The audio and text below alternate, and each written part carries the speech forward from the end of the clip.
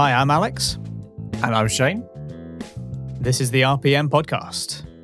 And welcome back to another RPM Roundup. It's been a while since we've done some, but we've been busy with, all the races we've had. We've had back-to-back races. It's just all the news has come out. So today we wanted to discuss the current state of the 2021 driver lineup.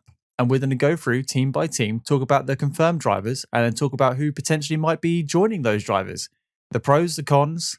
The silly season just continues. I mean, it's 2020. Anything could happen. I mean, Ricciardo announced his seat with McLaren before even the season has started, and that's just unheard of. Like, it's crazy. And look how well he's doing right now. So we're here. We have no idea how long this video is going to be, but we're going to go as in depth as we feel like. So, yeah, without further ado, Alex. Well, we should also point out before we continue as well that yes, disclaimer. We're currently recording on the 5th of November, which in the UK is Guy Fawkes night. Basically, all you need to know is lots of people set off lots of fireworks. You might hear some popping and banging and whizzing in the background. Yeah, rest assured, which we apologise for in advance. It's not our computers blowing up. It's just the fireworks being set off in my next door neighbour, and I can hear a couple through your headset. So yeah, there's quite a few going off here. Alex will do his best to filter them out. I don't have any doubts at all that you're probably listening to this going, "What fireworks? We can't hear anything." That's how much faith I have in you. So anyway, there's a disclaimer. So we'll start with Mercedes, and we'll work our way through the field in current championship order, or roundabout current championship order, or we'll just go from team to team. So Bottas confirmed for 2021. Pretty early signing, signed a couple of months ago, which was midway through this year's season. Am I surprised? No, don't think so. He's done all right this year. He's that perfect, I don't want to say that perfect number 2 driver, but he's done everything that team's asked him to do and more. And he's never really complained at all. Not that we're aware of. Not like Nico and Lewis used to come head to head with each other. Bottas has just sat quietly doing the job. Who will partner him? No idea. Just to follow on from what you said, he's been doing exactly what Mercedes need to do. He's the ultimate sort of number 2 driver for them at the moment. You're right, he doesn't really complain. He just kind of grins and bears it. He's had his few moments. We've got the Valtteri, it's James. That will never go away. Oh my goodness, But he's doing what he needs to do. Not a huge surprise to see Bottas there. Who will join him? At this stage, it seems like it's got to be Hamilton. He says that he wants to continue. We can probably expect an announcement after he wins the title, I would have thought, or at least it will be clear that they will have entered some kind of contract negotiation at that point. Toto has made a few jokes that they've got to sell off a few things, auction off a few bits at the Mercedes factory in order to pay for the incredible amount of money that Hamilton will likely command. But who has got a safer seat, however hypothetical, than Lewis Hamilton? Exactly. And he can do what he wants, basically, in those negotiations. Yeah, and I think we've seen over the last couple of years, Hamilton's usually left his contract. He does all the contract negotiations himself, so he doesn't have a manager doing it at all. Mm-hmm. And he usually focuses on the championship, wins the championship, and then a couple of weeks later, like you said, would have sat down with Toto. Now all the pressure's off. They've won the constructors already. Lewis is gonna win the drivers' championship in a couple of races' time, potentially next race if Bottas doesn't score any points and Lewis maxes out. And then as soon as that championship is won, that's when they start entering those contract negotiations. So I completely agree. It is likely going to be Lewis Hamilton, unless Toto leaves. We touched on this on the not the Eiffel Grand Prix. That was a while ago. The Emilia-Romagna. Thank you very much. But we touched on it during that podcast that Toto obviously has hinted that he, won't be in the sport forever. And I think if Toto goes, that's when Lewis will go. But I think as it stands, both of them are in pretty good standing to be in that team for 2021. It's possible that Toto might take up a position with just a slightly different title when he comes to fewer races and has a slightly reduced role. But yeah, I think it's fair to say that we can expect to see Hamilton and Bottas at Mercedes next year, where they will be continuing their black livery as well. They will not be returning to silver Mercedes. And that was a question I asked, like when they announced that black livery. I thought this is great, this is fantastic, making a stand for Black Lives Matter, and we race as one, and equality and diversity throughout the sport and throughout the world. I was wondering whether they would ever return to their classic silver arrows as they've always been known for? And the answer is not at 2021. So maybe that car will remain. I think it's a great livery as well. I It much looks prefer it. so good, doesn't it? It's so mean looking. It's incredible. It basically it's exactly what the car does. It dominates that race, dominates that track, race after race, and it's got the livery to. It looks like a piece of military hardware to me. That's what it looks like. Yeah. It looks like it's like a Apache helicopter or something. It's very mean looking, and incredible. Like you say, it suits it perfectly. Absolutely, yeah. Couldn't agree more. Shall we move on to Red Bull?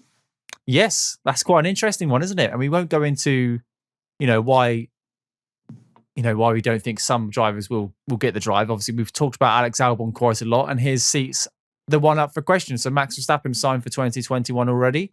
That was part of a multiple-year contract, so he's already sorted. Alex Albon, it's been quoted by team principals that it's his seat to lose, and that he'll have up until the last lap of the last race to prove that that's his seat. I don't know what I make of that. I like to think that Red Bull give everyone a fair and equal opportunity. They've been brutal over the last couple of years, and we've seen that. And I just feel like we're going to have it happen again. I feel like Alex will be out of that seat at the end of the year. At least it's not midway through a year. That's good for him. We've got 5 races left now, so hopefully he stays in that seat for the last 5 races. But I can't see him being in that seat at the end of the at the start of the next year's season. What about you? Yeah, the second seat in Red Bull is the poison chalice of Formula One right now. I still think that he could retain the seat. Like you say, Red Bull have said that they won't make a decision until the end of the year. There's still an opportunity for Albon to show that he can have a generally good pace and that he has improved his Saturday performances. With 4 races left in the season, that's enough time to show at least enough to keep him in the seat, because I think we've seen that they struggled with the car. We mentioned that they may have made some possible errors in their development in that it favours Verstappen's driving style so much. It is possible that that's the case. I always think it's a terrible idea, but that's possibly the mistake they have made, as we mentioned before. Yep. It makes more sense to keep somebody who already has begun to gain an understanding of that car in the seat if they think he can perform. Absolutely. There's no point putting a brand new driver in there, because then you're not. Everyone's looking for 2022. If we can just summarize next year's season, it's more than likely that Mercedes are going to have a really competitive year and that they're probably going to win again. Whereas I think everyone's hopes is on 2022, the new era for Formula One. So if I was in Red Bull's positions, I would prefer to have 2 drivers who've driven that car for multiple years, really know what the Red Bull is and really know what they want out of a car moving forward into the 2022 season. So it would make sense for Alex to stay in that seat for next year. Like you said, but only if he can perform, only if he can bring that consistency in the last few races. We've got a handful of races left, and if he finishes P6 or above for those races, I think there's a good chance he'll be in that seat next year. But that's exactly where he should be finishing in that car. We've got Max, who's capitalizing on P2 when Bottas picks up, damage or has a bad race, or, he gets a penalty. For example, Hamilton gets a penalty. Max will pick up those positions. He's ready to pounce at any given opportunity.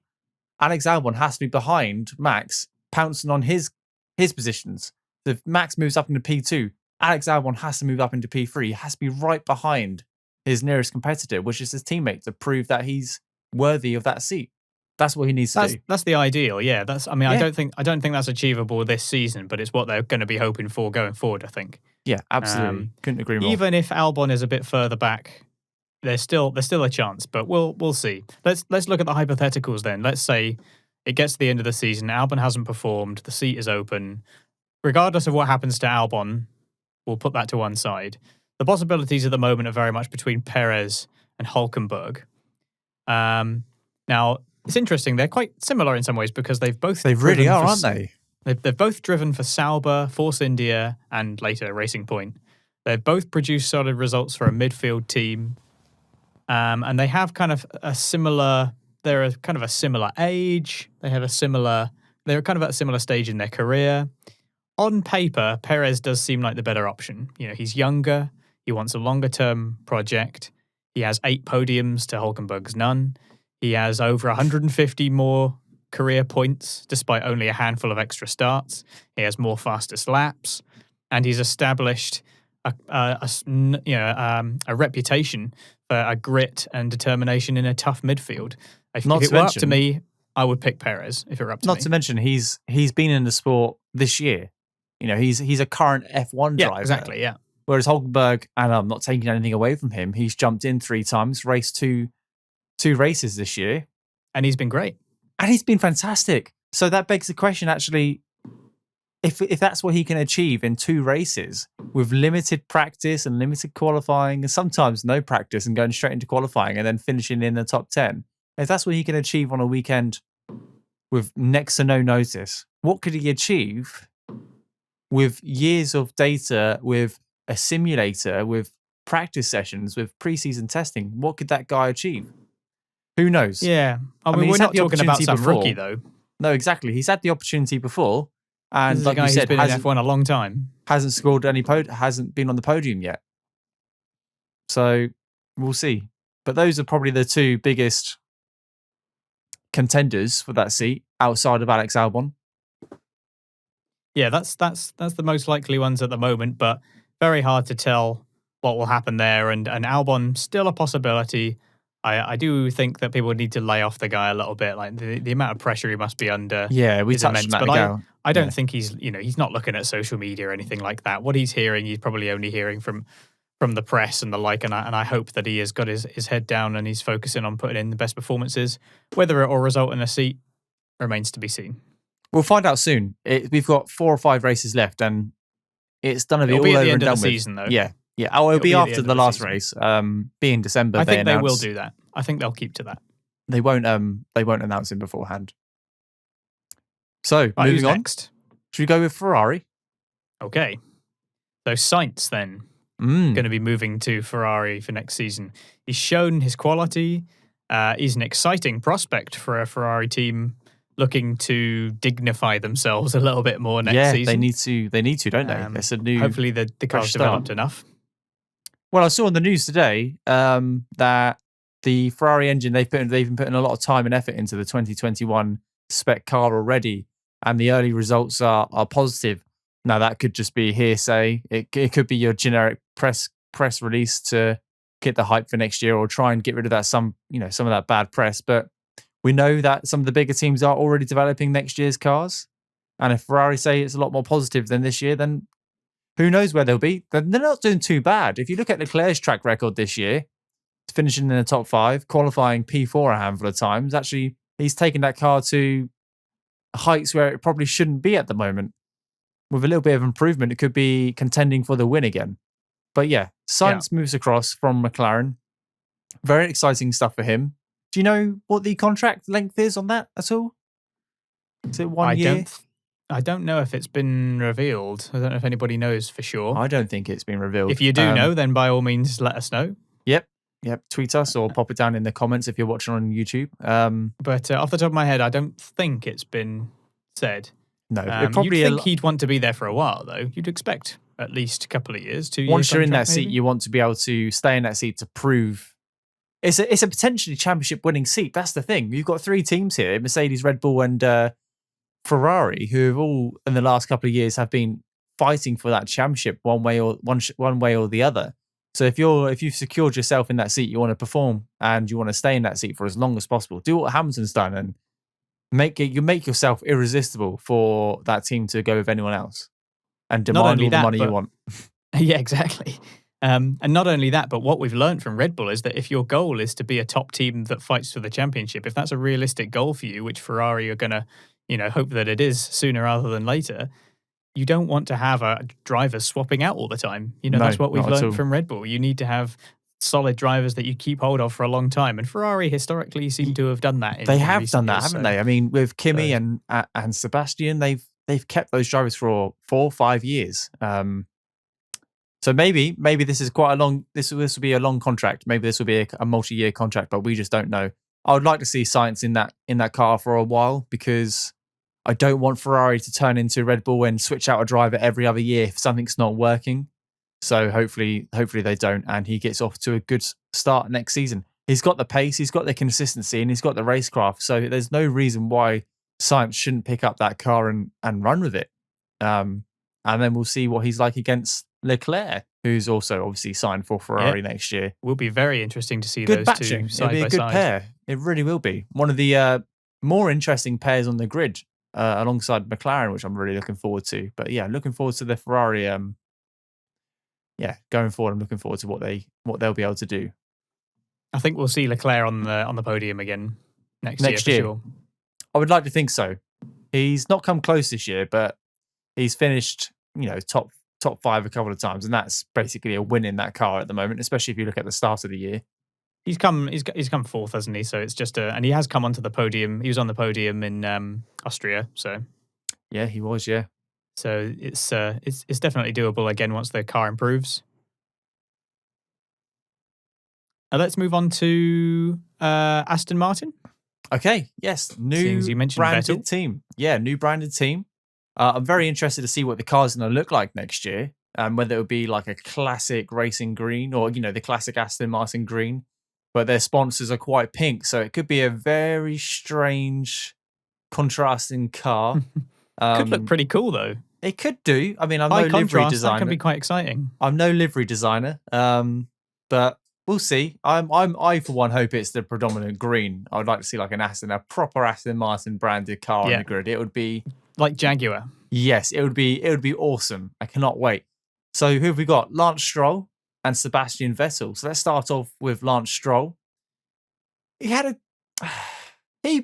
goes up and down in my thoughts occasionally. I don't know if that's the right word, not in my thoughts, but in my opinion, he goes up and down. Sometimes he has some incredible races, capitalizes, gets on the podium, holds his nerve, holds his bottle, and puts in a great performance. As soon as he's been announced for next year, that seems to have just disappeared. I'm not sure if it's because we moved on to newer tracks, different style of racing tracks, older tracks. I don't know what it is. He's just not really picked up the pace the last couple of races, which makes me worry a little bit. This is a brand new team. Well, it's not a brand new team coming into F1, is it? It's a rebranding. It's a rebranding. New administration, I suppose. True, but it's a big brand coming in. It's not like they're going from, Racing Points from Force India. That was just that's a rebranding. This is Aston Martin. They are rebranding themselves into Aston Martin. So they've got to have the goods to go with it.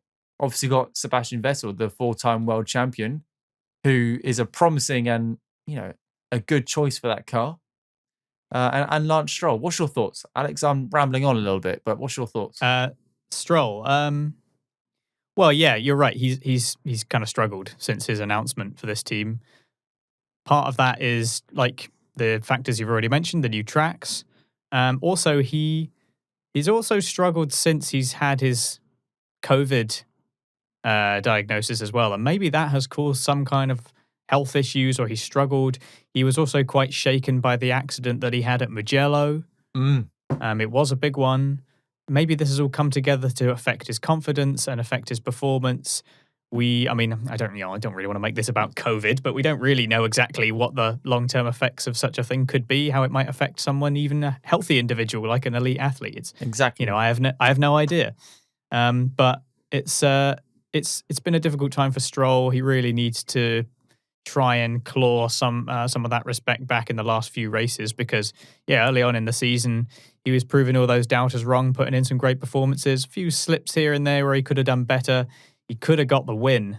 He could have done in Monza. That could have been that was his race to lose, and lose it he did. So that hopefully we can see more from Stroll. As for Vettel, there's no guarantee that Vettel will return to glory here. It's a huge unknown, isn't it? Just obviously, I said Vettel's the safe bet. He's a 4-time world champion. There's no doubt that he has heaps of experience behind him. He's been in this sport for a decade, over a decade now. He's one of the most experienced drivers on the grid.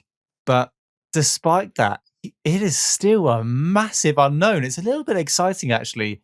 Given Vettel's performance this year has obviously been below what he set himself as a standard, and a lot of people have said that obviously he's not done as well this year, and his results speak for himself. Moving into next year's car, the Aston Martin, it could go either way. It could be that actually he's past it and he's no longer the same driver he was, and he'll be finishing, whereabouts he is now, P14 to P10 every other race, picking up the odd occasional point. Or it could be a nice fresh start, better car, better response. He prefers this type of car, and he's challenging for podium positions. Now, that is my preferred option. I would love to see a fourth team challenging for the podium. It would be incredible. I'd want to see every single team challenging for the podium. And it's a shame because actually this year has been so varied. It's almost like I don't want the rules to change in 2 years' time because the teams are getting closer and closer together, apart from Mercedes, who keeps on stretching out that car. But the teams are getting so tight together now, it doesn't hit that reset button in 2022, and we might have a bit of a field spread. But I won't go into 2022. That'll be another video probably next year. But I'm hoping that Vettel, for my sake, brings the goods, really represents that team, gets back on form, finds the car to his liking, and can challenge for podiums. I'm apprehensive, but I'm excited about the changes the next year. Can we just appreciate how many changes are happening next year? We've not seen this amount of driver swaps in such a long time. I know we get the controversial one or two, like Ricciardo leaving Red Bull and going to Renault, and that was an absolute mind blown. Like everyone was like, "Oh my goodness!" Drive to Survive really highlighted the relationship between team principals and different teams. And now obviously he's going back to McLaren. He's going to McLaren now. So, but we've got Ferrari changing. We've got so many different teams have got open seats. It's an exciting year. It's a proper silly season. Anything could happen, and there's so many seats still up for grabs. Like it's crazy. But that's all I've got to say on Aston Martin. I'm excited. New team, massive brand, lots of pressure. I'm really hoping they deliver as well as I expect.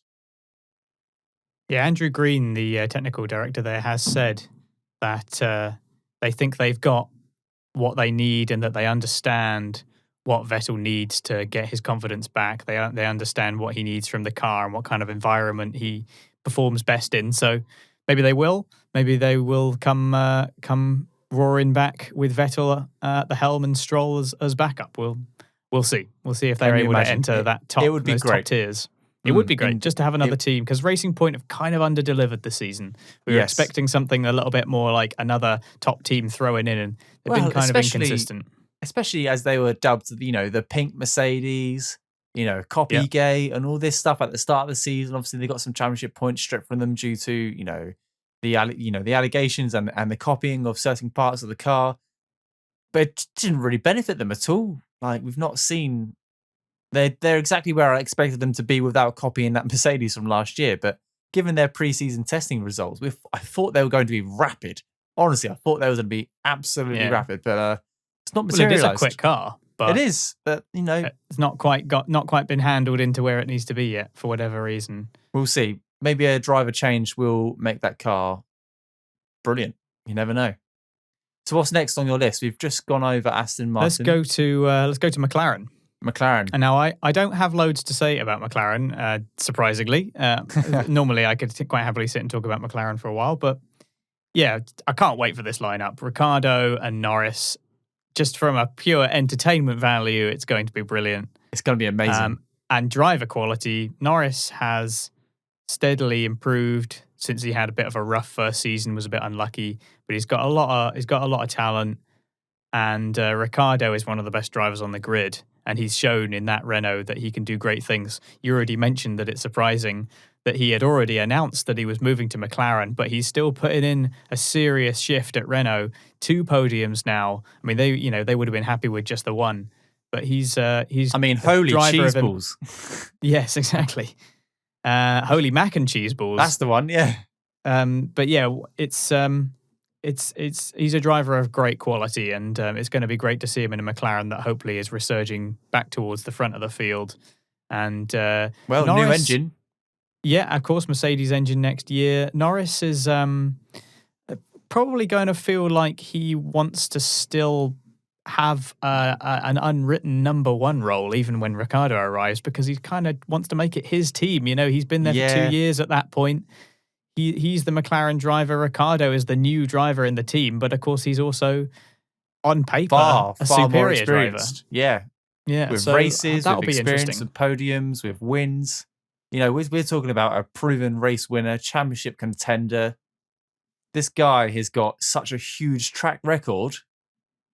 Norris would undoubtedly feel a little bit overshadowed by Daniel Ricciardo coming into the team. Now, I don't doubt that this will ever cause any problems. They're two very likable characters. I reckon they're going to start off with a brilliant bromance, and it's just going to be absolutely fantastic throughout the whole season. It's going to be a McLaren 1-2 in Australia, presumably.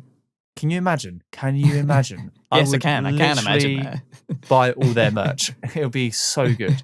Can't wait for the pairing. I hope they just bounce off each other really well. I hope Norris can learn a lot of stuff. Not on the track, though.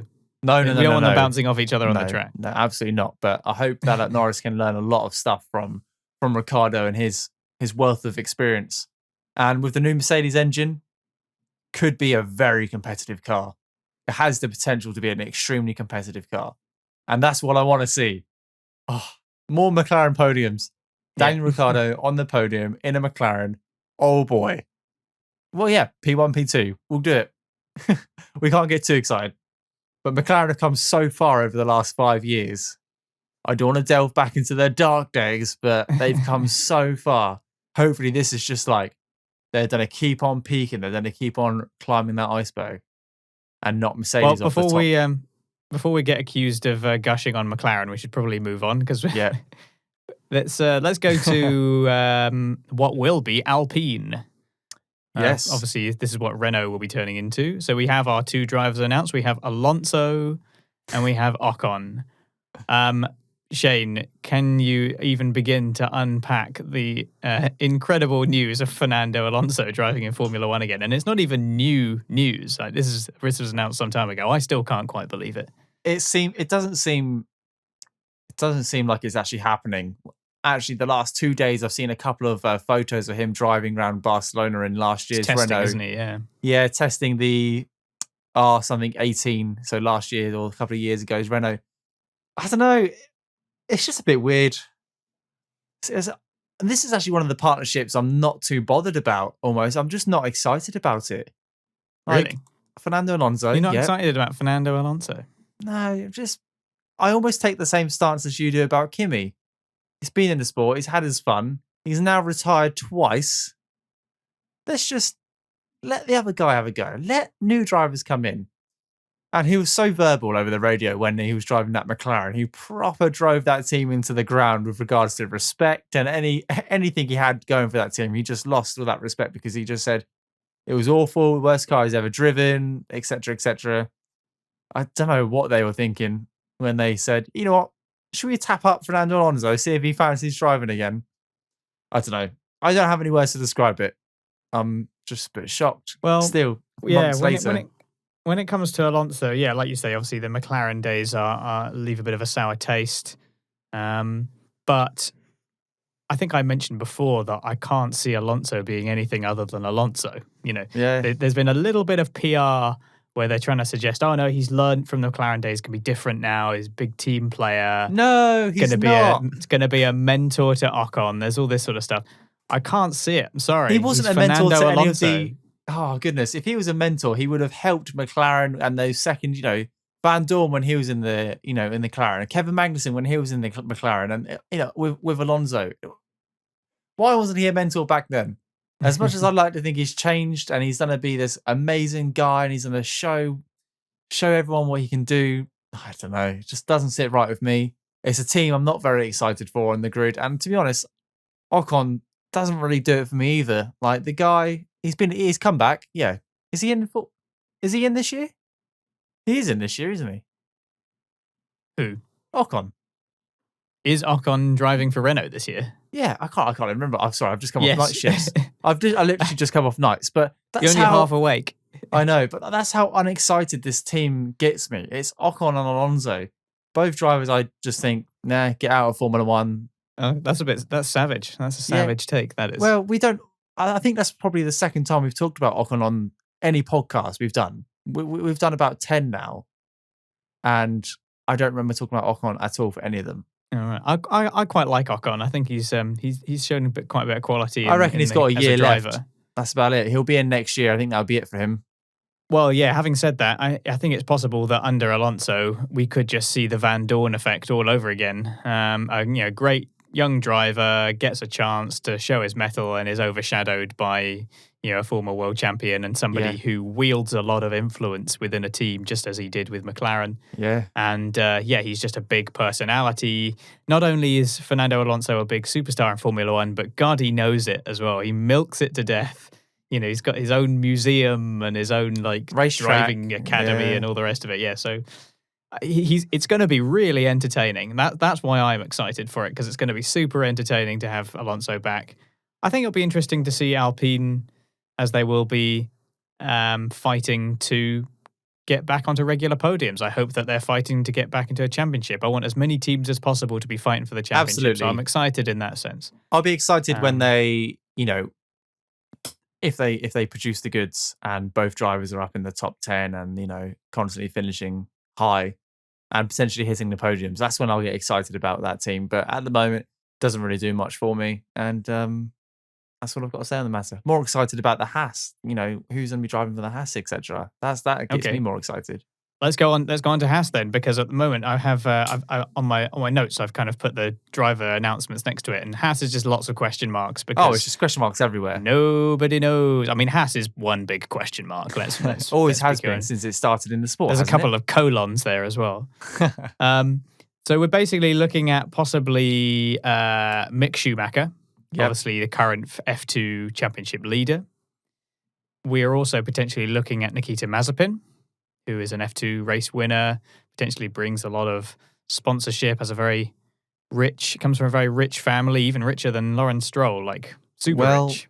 Gunther Steiner did say in a press conference last week that he's looking for talent and money, and he needs both of them. And both of those drivers come with a heap of money and have the talent so far to show that they're a good pick. But the money's as good a pick as any other junior driver from a feeder series, certainly. I feel like the money's a lot more important to Haas at the moment than the actual driver, because that's what they need to stay in the sport. Steiner's also said that he accepts the risk of having two rookies in the car. Well, it can't be worse than having. Well, there's nothing against Kevin Magnussen and Roman Grosjean, but they're not exactly setting the timing boards alight, are they? They're not reaching Q3 every week, and they're not reaching Q2 sometimes. So. The both of them have their moments, don't they? I mean, Grosjean has been on the podium plenty of times in the past. Kevin Magnussen's had the one. Both of them have kind of had their moments in their careers, but they've never really been anything more than hangers-on in the grand scheme of things. Yeah. So neither of them have really distinguished themselves as drivers, other than the odd performance. And Grosjean has arguably distinguished himself more when he was in that Lotus. And this is why I think Haas has basically said, we've got nothing to lose. Yeah. Let's bring in a fresh pair of eyes, fresh drivers, fresh money, new sponsors, new morale throughout the team. Maybe let's a new go image. again, basically. Let's start again and just crack on. See what we can do. Because they came in and it was an exciting new team. They were doing all right. They had some good results. Their first season was their best season, wasn't it? Yeah, it was, yeah. Yeah. And it's just all gone downhill from there, and then the rich energy stuff, and it's just, oh dear, they ran out of sponsorship money. They've lost their way. So I hope that they do kind of get back in. But with two rookies in the seats, I doubt we're going to see a particularly scintillating first season from them. So, well, we haven't seen that in a couple of years, have we? Yeah. When was the last time two rookies were in the seats? If that is what happens. Two rookies. When was the last time we had two rookies in seats, other than maybe like Marussia? Maybe we came close with like Russell and Latifi, but Russell had already had a year under his belt. He's had one. Yeah, I suppose he had one season. That's as close as it gets, really. I'm trying to think off the top of my head. There's like all the older teams that have since left, like Marussia and HRT. It hasn't been for a while, has it? Hasn't been for a while. You can maybe let us know if you can remember. When was the last time a team had two rookies in their seats? I'm trying to think of when that would have last happened. Do let us know at RacePerMinute or in the comments below.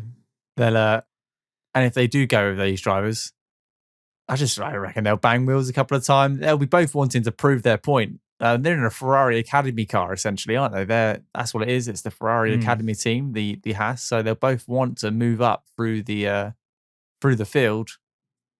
It might be a partnership which doesn't work out, as in the drivers don't get along. I mean, we've seen it before. Drivers go head to head, and that's your first year in F1. forget every other car on the grid. Your direct competition is your teammate. And if it's their first year on F1 as well, you are being directly compared to him. So let's see. Let's see what happens. It's going to be a good lineup, I think. They're not we'll for have no like the idea. sport, but they'll probably be fighting for the back of the grid, unfortunately. But yeah, could be interesting. Yeah, well, we'll have no idea, as it can only be confirmed after the F2 season ends and super license points are awarded. True. If those are the people that are coming in, so maybe then the other possibility, of course, is that let's say hypothetically, Red Bull decide to replace Albon with either Perez or Hulkenberg. Yeah, I guess it's also not entirely out of the realms of possibility that one of the two, the remaining driver of those two, ends up at Haas in order to have at least one firm hand on the steering wheel to help out. But would either of them want to go to Haas? That's I don't the really thing. know. I mean, doubt it. I don't think so. But hard to say. Big question marks at Haas in general. Well, hopefully they can have a little bit more like their first season and a little bit less like this season and the previous season. And the previous couple. Yeah, well, it has been better, and it's been a lot worse in recent years, yeah. Let's take a look at Alpha Tauri then. Okay, Gasly, obviously the only one to announce so far. Which is fair enough. He's been superb this year on multiple different levels over different races as well. It's not like he's just had the one good race. He's had multiple good races. So, yeah, why wouldn't they sign him again? There's no issues there whatsoever. And he clearly likes that car. Clearly loves the team. It does something. It works way better for him than he did at Red Bull. The chemistry is better between him and the car and the team. So I think that's a really good partnership. And I can see that happening for a couple of years. Now, currently, alongside Gasly, we've got Kvyat. Kvyat actually, ironically, had a good race last week. He finished up in the top 5, I believe. He was fourth. I was going to say fourth, which is a really solid result for AlphaTauri. That's absolutely fantastic. Great result, yeah. Yeah, I think it was his best of the year so far.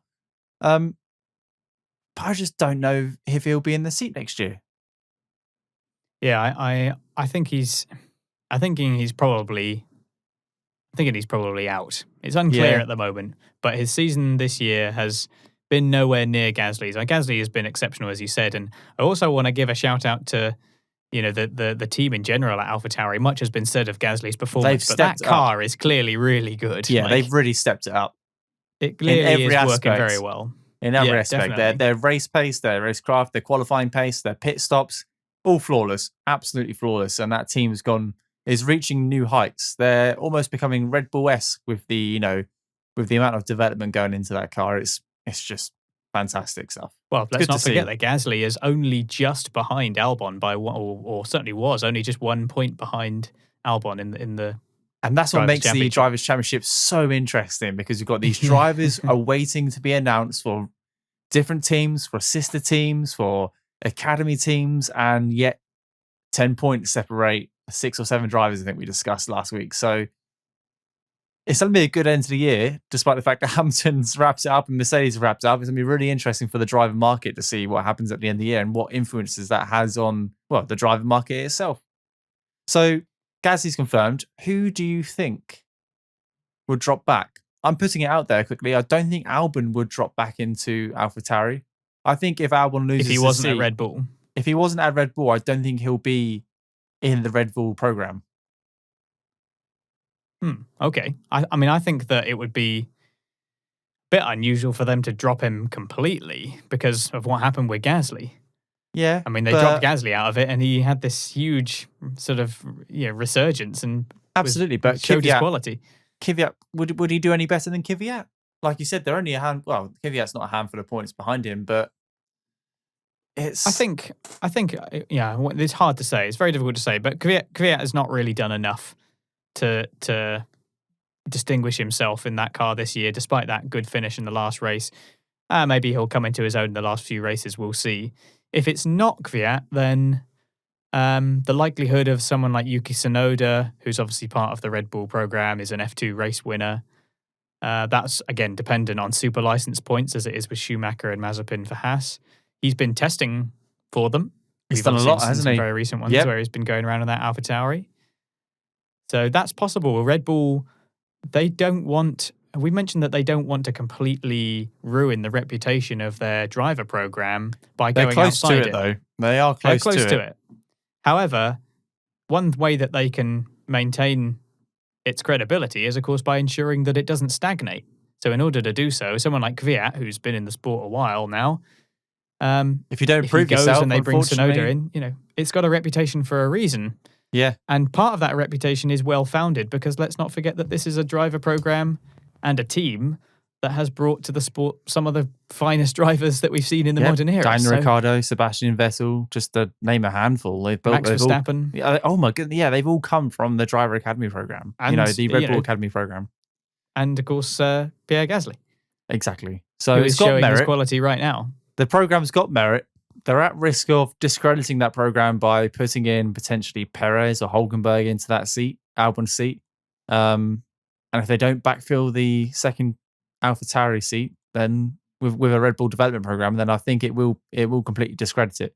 So hopefully, for their sake, they do use that program, and it'll be exciting to see what happens. Okay, we got 2 to go. Which one do you want to do first? Let's go with, we'll save Williams to last. As is normally the case. Unfortunately so. Actually, that's unfair. They've been doing a lot better this season. They've done all right. They're just behind Haas. So Alfa Romeo then. They've confirmed the same drivers for next year, Raikkonen and Giovinazzi. How do you feel about Alex? I am somewhat disappointed. I won't deny it because again, that seems like a seat that is perfect for bringing in fresh new talent. We saw it with Charles Leclerc when they were obviously Sauber. Well, they're still Sauber, but let's be honest. Obviously by name, I mean they are still Sauber. It's just they're obviously just Alfa Romeo title sponsor. Somewhat disappointed, but the team are slowly improving over the course of this season, despite a rough start and what was a very uncompetitive car to begin with, and they had all sorts of problems. Like, do you remember in the first race where Raikkonen's wheel just came off? Oh, it did midway through a lap in Austria. Yeah, that's not a good look. No, that's not a good look at all. No. I can understand though that they are possibly looking for that bit of stability in the team to push them further before the regs change in 2022. I can understand why they've made that decision. Clearly, the relationship between Raikkonen and Giovinazzi and the team in general is working. So I understand why they've made the decision. I hope that they can bring themselves forward next year. And it's not good to see them languishing as far behind as they were at the beginning. And the quality of performances like they've had in the last race is a lot more promising. So hopefully more of that. They finished P9 and P10 in the last race. So double points finish for the AlphaTauri boys. It's a good result considering other races they're fighting right at the back of the grid with the Williams car and the Haas car. So yeah, a little bit of stability going forward. It can't harm anyone. Let's be honest. A little bit of stability has never harmed anyone. Maybe they've got some developments coming through. They've found, they've got more money. They're pushing some huge updates on that car. And the best thing to compare it against will be the drivers who drove it last year. So maybe that's their game plan. And there's absolutely nothing wrong with that. It's completely fine to keep your same drivers. If it's working well, why would you change it?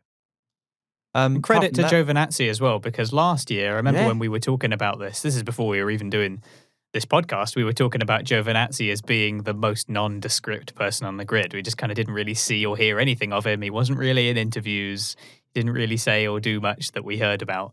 Whereas this season, he's got a strong reputation for great starts. He's always good at the start of the race. Yeah. He's had some quality Saturday performances here. Well, he's and there. out-qualified Kimi a handful of times. I'm not sure what the direct comparison is, but I know it's not one-sided for sure. Absolutely not. And he's had some good race pace.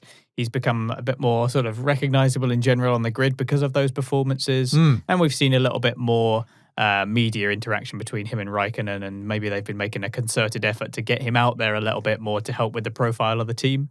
That's good to see.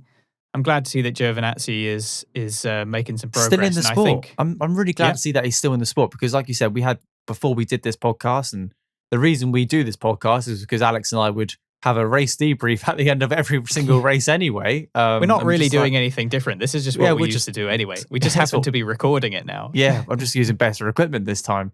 But yeah, towards the end of last year, I thought, you know what, Giovinazzi, he's not gonna stay in the sport. This was a nice, a good token effort to get a driver into the sport, but he really doesn't show anything for me to stay in there. This year, he completely turns it around, consistently finishing, well, just a mixed match of finishing ahead of Kimi and finishing behind Kimi. Bear in mind, Kimi's a world champion. If you finish ahead of him, that's something to be proud of. That's something to boast about. So actually, give it another year. Let's see what the drivers do for 2021 and where the team goes for 2022. Right, Williams. So, Williams, indeed.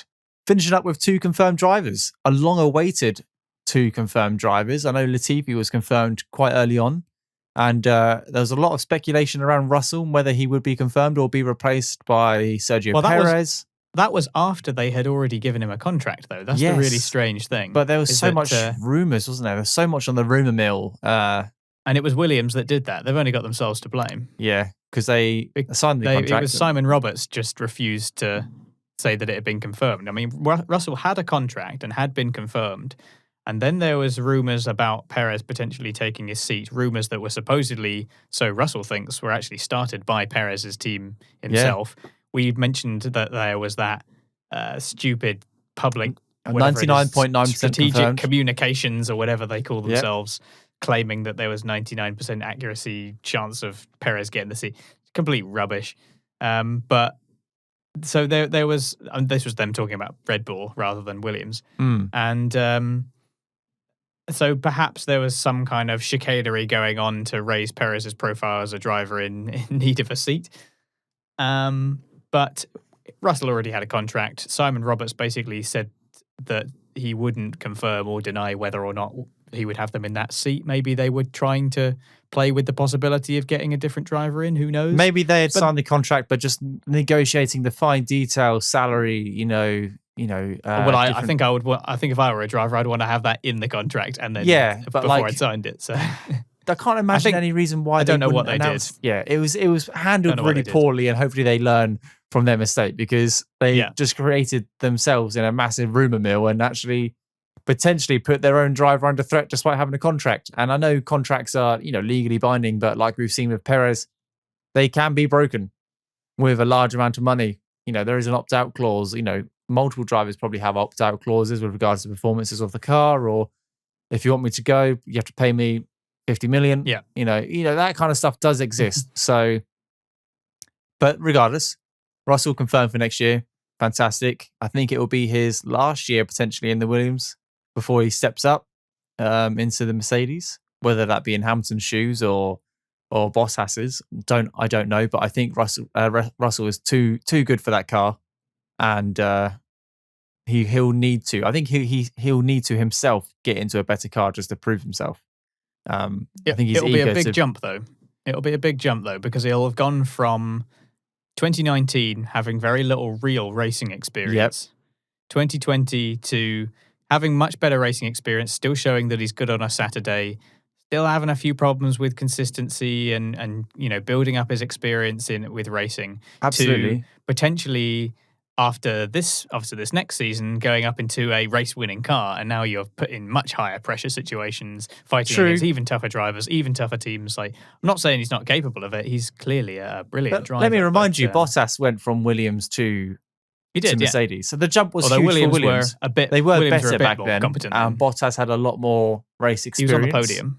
So, it's maybe that's not comparable. Sorry. Shouldn't have made that comparison. But no, you're right. You're right. It is a case where it's still a driver going from one lower team to another, and it can be a big jump. It can be a very big jump for a driver. It will depend how Russell handles that pressure.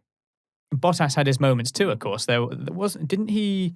He was like, he did a similar thing to Russell at one point. I think it was 2017 in China, maybe, where he was like trying to warm up his tires and he spun round. See, I thought it was Silverstone. Where he spun it behind the safety car.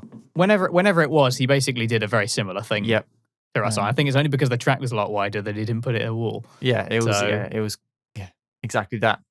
So we'll see. But it's otherwise a very similar story to Alfa Romeo for Williams, in that they have a car that has been getting better across the season. Their drivers are clearly becoming more comfortable with it, including Latifi, who, fair play to him, has been improving over the I course tell of you the what, season. the first couple of podcasts we did, we mentioned how much he spun. He was a little bit inconsistent, qualifying at the back of the grid. I mean, he's still qualifying at the back of the grid, but he's spinning less. His race pace is becoming more consistent. And obviously, he's a year behind Russell in the sport. So actually, hopefully next year for Latifi, he'll do what Russell's doing this year and actually potentially fighting for Q2 if the car continues to improve at the same development rate as everyone else. You never know. And there's no denying that his presence, and of course the presence of his father, is helping the team financially and putting sponsors on the car and keeping that team going and keeping them in the sport, keeping the Williams name there. And that's good. And Latifi has responded to that by not just being just another driver. He is actually improving. So I hope that he does keep improving, because we did mention last week that he's finished P11 3 times so far. Which is very good. It shows how far that Williams has come. It really has. It really has. They're just such a shame that neither of them have scored points. And I almost don't know who's going to get there first at the moment, because Latifi's finished P11 a couple of times, like 3 times, and Russell has finished twice, but neither of them have quite got there. Yeah, neither of them got there yet. So I think it'll be anyone's game. Still got to get it over the line. Be very interesting to see who gets that first. At one point, I would have said that's 100% going to be Russell, but after analysing the stats last week, it could very well be Latifi, and who knows who'll be the front runner of that car going into next year. That's all the teams and drivers covered then that we know so far.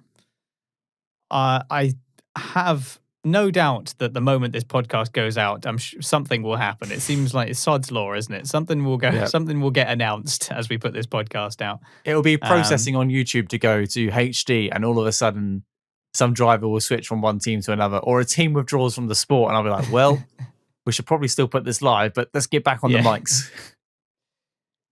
So hopefully that we're not completely out of date already by the time that you listen to this. But otherwise, thanks very much for joining us. It's always nice to do these special episodes as well as our post-race discussions, and we'll keep the roundups coming as we have news to respond to.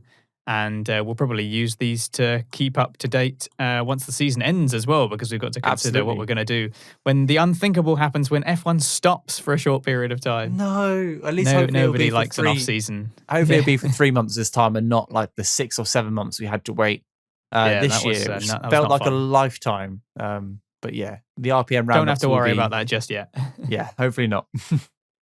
But in the meantime, you can find us on @RacePerMinute on Twitter. Be sure to comment and send us your thoughts on this driver lineups. Who do you think is going to end up in the seats that have not been announced so far? Let us know. You can also email us at info@raceperminute.com.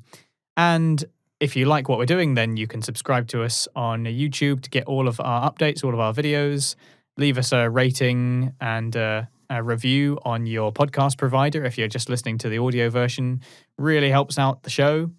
And if you really like what we do and you want to keep us going and help us keep bringing quality content and keep improving in the future, then you can be a patron on Patreon, which it still confuses me to say now. Just for as little as £1, you can support the show and join us on Discord. We usually watch the qualifying at least together and the races and practice, and you can join us and watch along with us. And there's lots of other advantages and other tiers as well. Check that out, patreon.com/RacePerMinute. So that just leaves me to say thanks very much for joining us, and we'll see you next time, which will almost certainly be the Turkish Grand Prix at Istanbul Park. Looking forward to that. I can't wait. See you next time.